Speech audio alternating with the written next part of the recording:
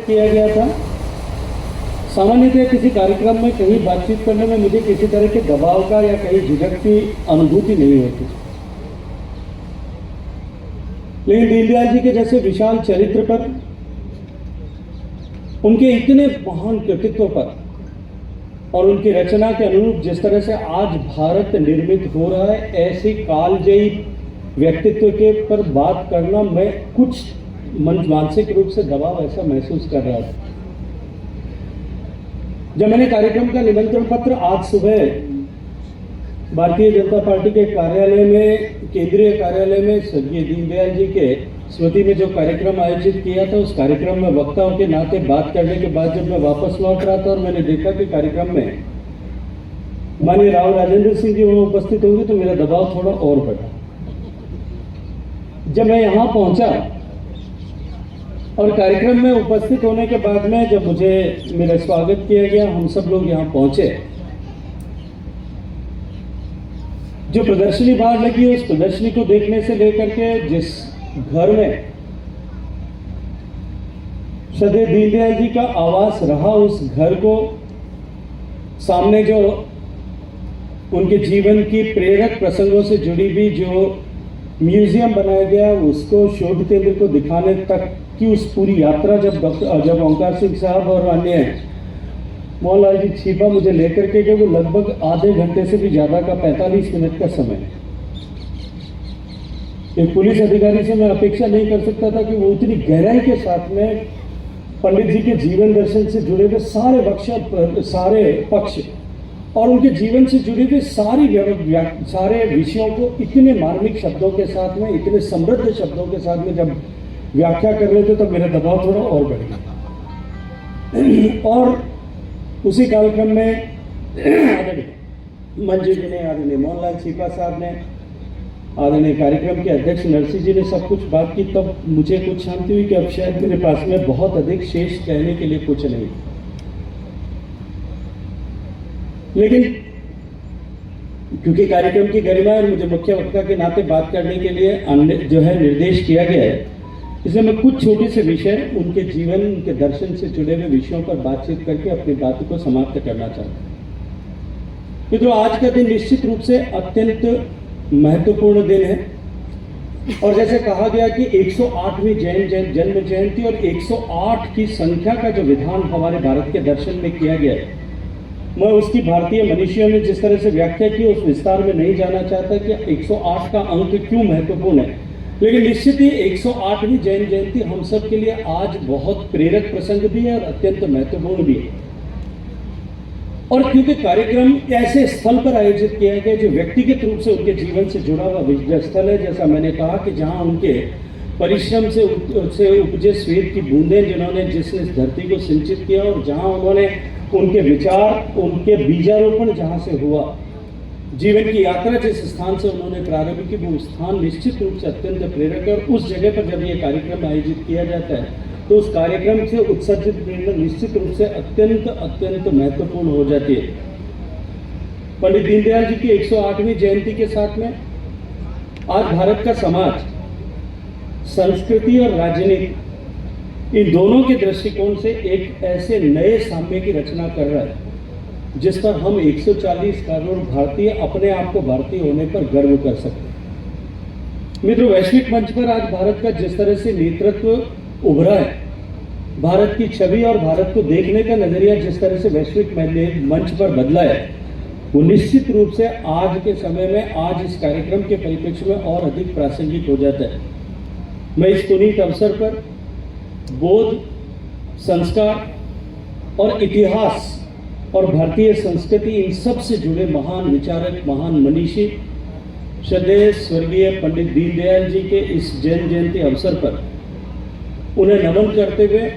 समिति ने मुझे जो ये सौभाग्यपूर्ण अवसर मेरे जीवन में दिया है, मैं हृदयपूर्वक समिति के सम्मानीय अध्यक्ष और उनके सभी साथियों का हृदयपूर्वक अभिनंदन करता हूँ, उनका आभार ज्ञापित करना चाहता हूँ। स्थल पर आने का अनेक बार सौभाग्य मिला है। प्रारंभ के समय में जब इसका उद्घाटन हुआ था,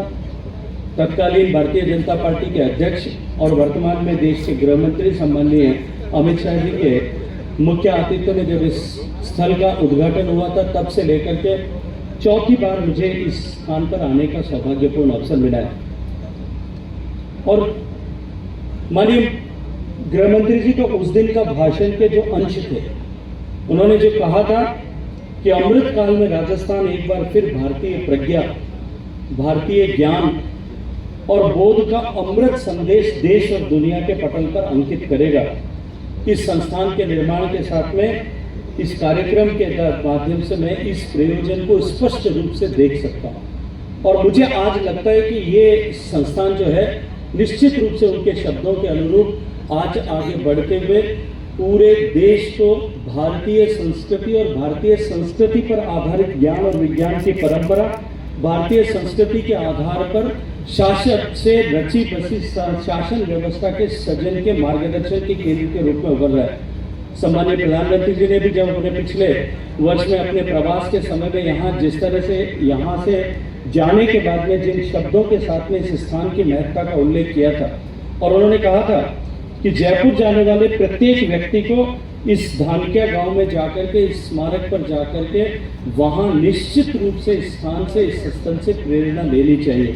और मैं आग्रह करूंगा, अभी मैं और राव साहब दोनों इस बात पर चर्चा कर रहे थे कि ज्यादा से ज्यादा लोगों के लिए ये स्थल आकर्षण का केंद्र किस तरह से बने, निश्चित रूप से हमें इस दृष्टिकोण से काम करने की आवश्यकता है। आज राजस्थान की सरकार के प्रतिनिधि के रूप में भी यहाँ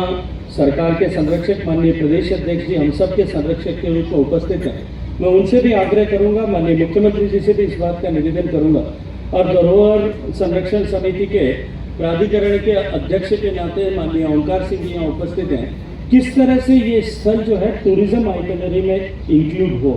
यहाँ आने वाला भारत में भारतीय और गैर भारतीय पर्यटक यहाँ पर आए, आकर के उनके जीवन दर्शन से प्रेरणा ले सके। स्थल का विकास उस दृष्टिकोण से हम करें। आदरणीय प्रताप बानू जी ने अभी जिस विषय की चर्चा की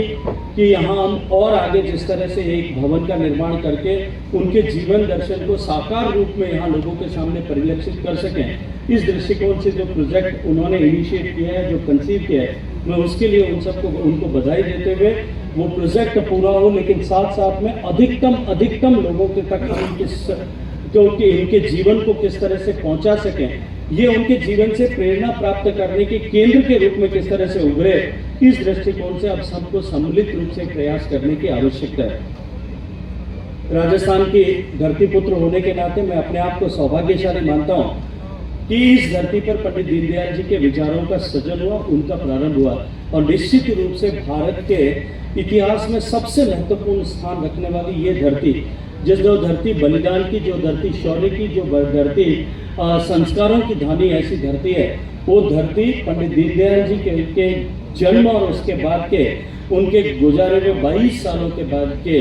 उस यात्रा के कारण से निश्चित रूप से और भी अधिक समृद्ध हुई है। हम सब लोग निश्चित ही भारतीय होने के साथ साथ में राजस्थान का नागरिक होने के लिए भी इसके चलते हुए अनेक कारण इतिहास में होंगे, लेकिन उसके साथ साथ में इस कारण से भी और जो है हम अपने आप को गौरवमयी ऐसा एहसास कर सकते हैं, महसूस कर सकते हैं। पंडित दीनदयाल जी के अंत्योदय दर्शन के बारे में अनेक चर्चाएं हुई। पंडित दीनदयाल जी के अंत्योदय दर्शन को लेकर के लगभग सभी वक्ताओं ने उस विषय में बात की है, लेकिन मैं ये मानता हूँ कि पंडित दीनदयाल जी का अंत्योदय दर्शन भारत की नीति परंपरा में के साथ की उस शपथ की तरह है, भारत की सांस्कृतिक परंपरा और बौद्धिक परंपरा की उस शपथ की तरह है, जिसमें विकास और समृद्धि का कोई भी चित्र तब तक संपूर्णित नहीं हो सकता जब तक कि विकास की पंक्ति में खड़े हुए अंतिम व्यक्ति के जीवन में उसका रंग जो है उस चित्र में समाहित न हो जाए। और जिस तरह से माननीय पंडित दीनदयाल जी ने ये अवधारणा देते हुए हम सबको जिस मार्ग पर चलने की प्रेरणा दी, उनका जो एकात्म मानव दर्शन और एकात्म मानव दर्शन के सारे भाषण बम्बई के जिस तरह से आज भी कालजयी और भारत के विकास और भारतीय पद्धति के साथ में भारत की आवश्यकताओं के अनुरूप भारत के विकास की जो रचना उन्होंने की, वो एक तरफ से भारत के ज्ञान से भी जुड़ा हुआ था और भारत के भविष्य से भी जुड़ा हुआ था। करके समझने का प्रयास करें तो उसमें बहुत सारी गूढ़ बातें हम सबके सामने आती हैं। भारतीय आज़ादी के लगभग 1-1.5 दशक के बाद के उस कालखंड में जिस तरह की परिस्थितियां थी और उस परिस्थितियों के चलते हुए जिस तरह का वायुमंडल था जो उस समय के नेतृत्व में, उस तरह के नीति निर्धारकों के मन में चिंतन, विचार और व्यवस्था, इन तीनों पर जिस तरह से वो औपनिवेशिक छाया उस समय भी विद्यमान थी, उस छाया से पीड़ित होकर, व्यथित होकर के और एक दूरदृष्टा होने के नाते उन्होंने इस बात को समझते हुए कि इस छाया के तले यदि भारत का, स्वतंत्र भारत का विकास हुआ तो आने वाले समय में स्वतंत्रता में से स्व जो शब्द है वो समाप्त हो जाएगा और ये किसी भी तरह से ये स्वतंत्रता, जिन लोगों ने इस स्वतंत्रता को प्राप्त करने के लिए, जिन लाखों लोगों ने अपने आप को भारत माता की बलिवेदी पर समर्पित कर दिया, उनके साथ में हम कहीं भी न्याय नहीं कर पाएंगे। इस दृष्टिकोण से विचार करते हुए उन्होंने जो पश्चिम के संदर्भ में जो जिस तरह से भारत को विकसित करने की दृष्टिकोण से काम किया जा रहा था, उनके विरुद्ध, उनकी कमजोरियों को जानते हुए, समझते हुए, उनके विरुद्ध एक शंखनाद करते हुए एकात्म मानव दर्शन का सृजन किया। और पंडित जी ने कहा कि ये जो दर्शन है ये दो अवलंबों पर आधारित है। पहला संपूर्ण चिंतन व्यवस्था कि जो अंग्रेजों, जो औपनिवेशिक या अंग्रेजी या पाश्चात्य दर्शन है, ये जो है संपूर्ण चिंतन व्यवस्था जो है ये प्रतिक्रियात्मक है, रिएक्शनरी है। हालांकि पश्चिम के वैज्ञानिक, सारे पश्चिम के चिंतक, विचारक सब कहते थे कि भारत की जो है संस्कृति और सोच और भारत का सांस्कृतिक विधान जो है वो प्रतिक्रियात्मक है। लेकिन पंडित जी ने गहराई से उसका अध्ययन करके इस बात को प्रतिपादित किया, इस सूत्र को प्रतिपादित किया कि सबसे ज्यादा रिएक्शनरी सोच अगर कोई है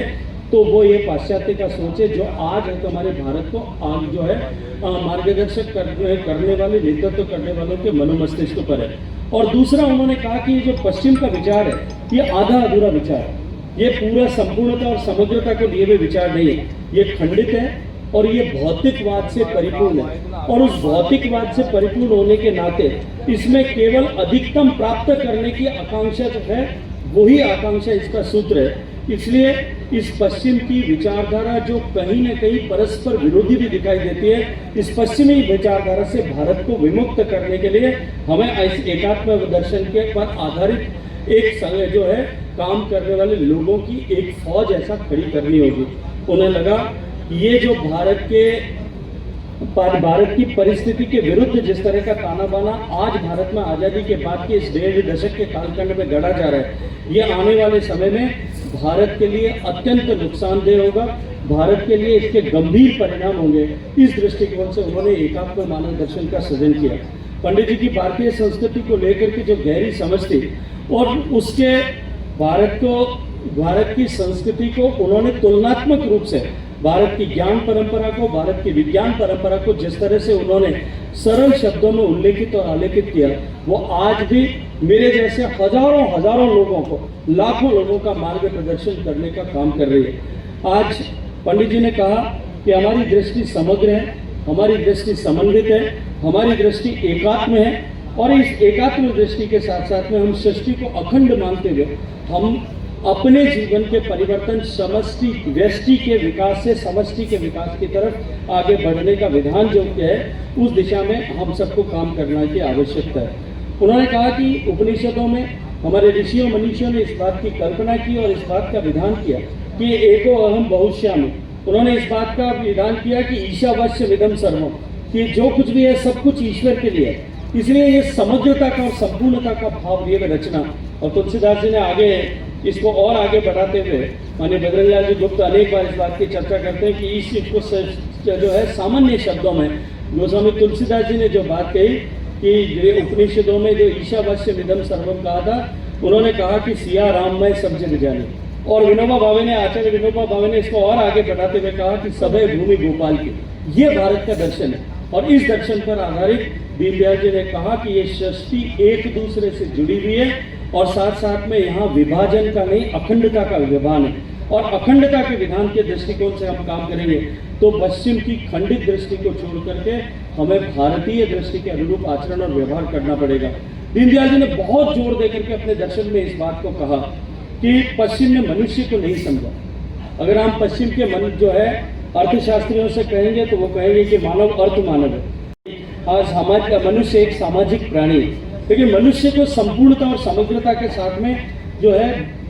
पश्चिम के वैज्ञानिकों ने नहीं देखा उन्होंने केवल और केवल अपने पक्ष के दृष्टिकोण से एक बायोलॉजिकल एंटिटी के रूप में जो है मनुष्य को इस तरह से उस पर विचार किया, जबकि उन्होंने अर्थशास्त्रियों के पंडित दीनदयाल जी ने अपने भाषण में भी कहा है कि अर्थशास्त्री ये कहते हैं कि मानव अर्थ मानव है और अधिकतम अर्थोपार्जन ही उसके जीवन का उद्देश्य है, जबकि भारत की दृष्टि, भारत का संस्कार बोध, भारत का ज्ञान ये कहता था। और पंडित दीनदयाल जी ने उसको बहुत सरल शब्दों में बताया कि मनुष्य के जीवन के 4 पक्ष हैं, एक शरीर, एक उसकी बुद्धि, एक उसका मन और चौथी आत्मा। इन 4 चीजों से मिलकर के जो है वो शरीर का निर्माण हुआ है और इन 4 चीजों की आवश्यकता और इन 4 चीजों का आहार की पूर्ति भी अलग अलग तरह से होती है। उन्होंने कहा कि शरीर के आहार जो है वो शरीर की आवश्यकता आहार है और जो मन है उसकी आवश्यकता प्रेम और स्नेह है, प्यार है। जो हमारी बुद्धि है उसकी आवश्यकता विचार है, उसको विचार उसकी खुराक है और साथ साथ में आत्मा की आवश्यकता और उसका आहार परम ब्रह्म की प्राप्ति है, जीवन के अंतिम उद्देश्य की प्राप्ति है। और इसी ऐसी व्यवस्था का निर्माण हमें करने की आवश्यकता है जिनमें शरीर का मनुष्य के जीवन के इन 4 पक्षों का के ऊपर जो है तो समग्रता के साथ में संतुलित तरीके से इन 4 आवश्यकताओं की पूर्ति की जा सके और ये करना शासन व्यवस्था की जिम्मेदारी है। इससे आगे बढ़कर के पंडित जी ने कहा कि जिस मानवीय संस्कृति को लेकर के हमें एक नई समझ को विकसित करने की आवश्यकता है और उन्होंने कहा कि संस्कृति का मूल अधिष्ठान जो है वो है विविधता में एकता और भारत की विविधता को समाप्त नहीं किया जा सकता। यहाँ विविधताएं हमेशा बनी रहेंगी, भौगोलिक विविधता रहेगी, पूजा पद्धतियों की विविधता रहेगी, खान पान की विविधता रहेगी, यहाँ संस्कृति की विविधताएं बनी रहेगी, यहाँ आचार व्यवहार की विविधताएं बनी रहेगी और ये विविधता जो है भारत की संस्कृति की सबसे बड़ी विशेषता है। इस विविधता में एकता के सूत्र का निष्पादन ही जो है वो पंडित जी ने कहा कि वो भारतीय संस्कृति का अधिष्ठान है जिस पर हमें काम करने की आवश्यकता है। मनुष्य की सामाजिक और सांस्कृतिक पक्ष से जुड़े हुए एक और महत्वपूर्ण बात पर पंडित जी ने हमेशा बल दिया और वो था कि भारत के अंदर जो 4 तरह के पुरुषार्थ, धर्म, अर्थ, काम और मोक्ष, इन सब की जो संकल्पना की गई है, ये संकल्पना भी बहुत वैज्ञानिक सोच के आधार पर की गई है और इस सोच को मलिन करने के लिए जानबूझकर इसको लेकर के बहुत सारी भ्रांतियां जो है कालांतर में हमारे विरोधी मानसिकता के लोगों ने, देश के सोच का विरोध करने वाली मानसिकता के लोगों ने जो है वो बनाने की कोशिश की है। धर्म की जिस तरह से व्याख्या की गई उसको लेकर के भी पंडित जी ने धर्म की व्याख्या, जो वास्तविक अर्थ में धर्म को जिस तरह से समझने की आवश्यकता है कि धर्म केवल धारण करने योग्य जो कुछ है वही धर्म है, शेष सभी पूजा पद्धतियाँ हैं, उसके डिफरेंस को भी उन्होंने बहुत विस्तार के साथ में जो है हम सब के बीच में रखा, जो आज भी हम सब के लिए मार्गदर्शक के रूप में काम करते हैं। दीनदयाल जी कहते थे कि शरीर जो है उसकी जो है व्यक्ति के, समाज के जीवन में 6 चीज़ों की आवश्यकता है और वो 6 चीज़ें हैं रोटी, कपड़ा, मकान, शिक्षा, स्वास्थ्य और सुरक्षा।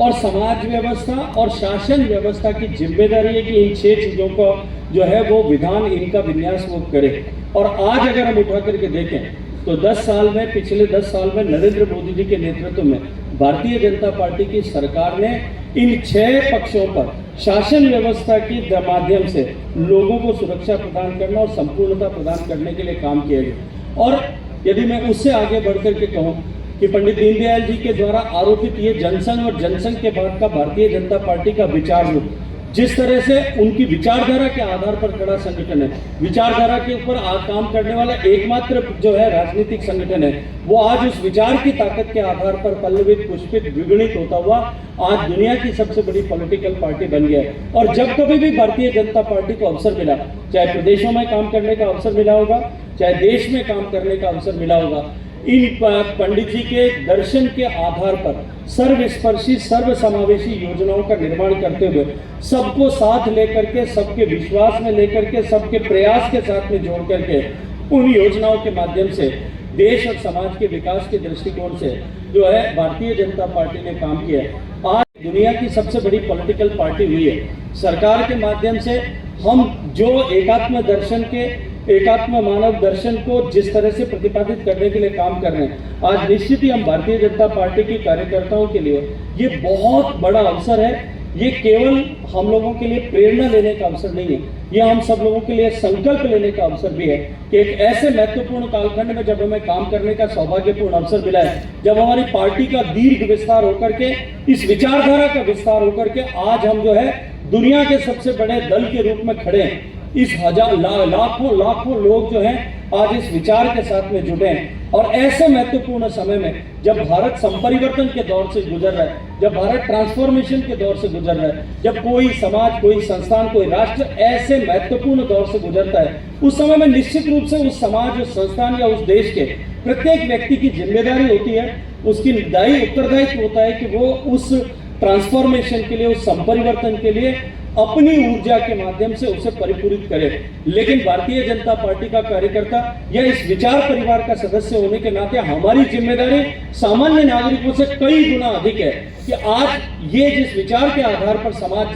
को हम निर्मित करके भारत को विश्व बंधुत्व के माध्यम से विश्व गुरु बनाने की दिशा में इस गुरुत्व दायित्व को पूरा करने के लिए जिस तरह से हम काम कर रहे हैं, ये निश्चित रूप से हम सब लोगों के लिए और हमारी जिम्मेदारी और भी बड़ी है। और इस जिम्मेदारी के गुरुत्व का अनुभव करने और संकल्प लेकर के इस दिशा में आगे बढ़ने का महत्वपूर्ण अवसर भी हम सब लोगों के लिए है। आखिर में मैं एक बात फिर और कहते हुए कि पंडित दीनदयाल जी के जीवन का प्रत्येक पक्ष, अनेक पक्षों के बारे में, अनेक उनके जीवन से जुड़े हुए प्रसंगों के बारे में चर्चा की गई। उनके जीवन का प्रत्येक जो पक्ष, उनके जीवन से जुड़ा हुआ प्रत्येक प्रसंग हम सब लोगों के लिए और आने वाली सदियों तक लोगों के लिए जीवन आचरण, जीवन व्यवहार को लेकर के एक पाठशाला के रूप में होगा। हम अधिकतम लोगों को किस तरह से इस संस्थान को जोड़ करके उनके विचार के माध्यम से जोड़ सकें, इस दृष्टिकोण से विचार करके हमें आगे काम करने की आवश्यकता है। आदरणीय प्रताप बालू जी से मेरी जो चर्चा हो रही थी, उन्होंने कहा कि कुछ प्रोजेक्ट हमने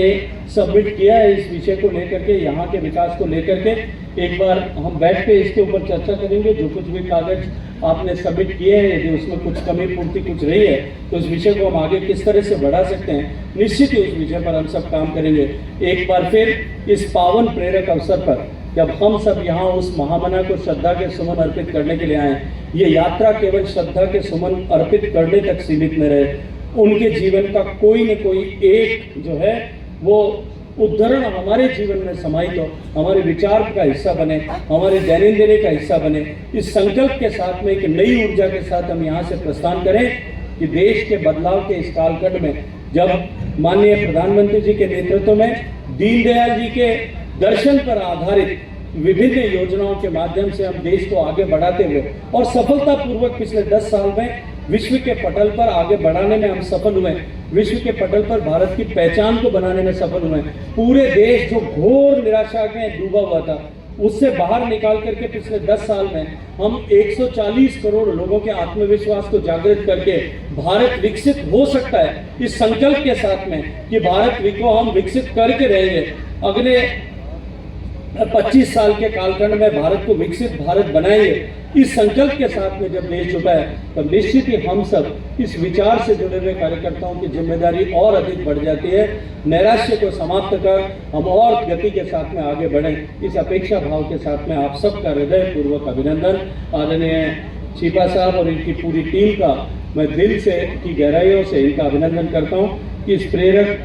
कार्यक्रम में और इस पुनीत स्थल पर आने का सौभाग्यपूर्ण अवसर देकर के मेरे विचारों को भी एक बार पुनः झंकृत करने का, पुनः आलोकित करने का अवसर जो मुझे दिया है, मैं कृतज्ञ मन से आप सबका धन्यवाद करता हूँ। भारत माता की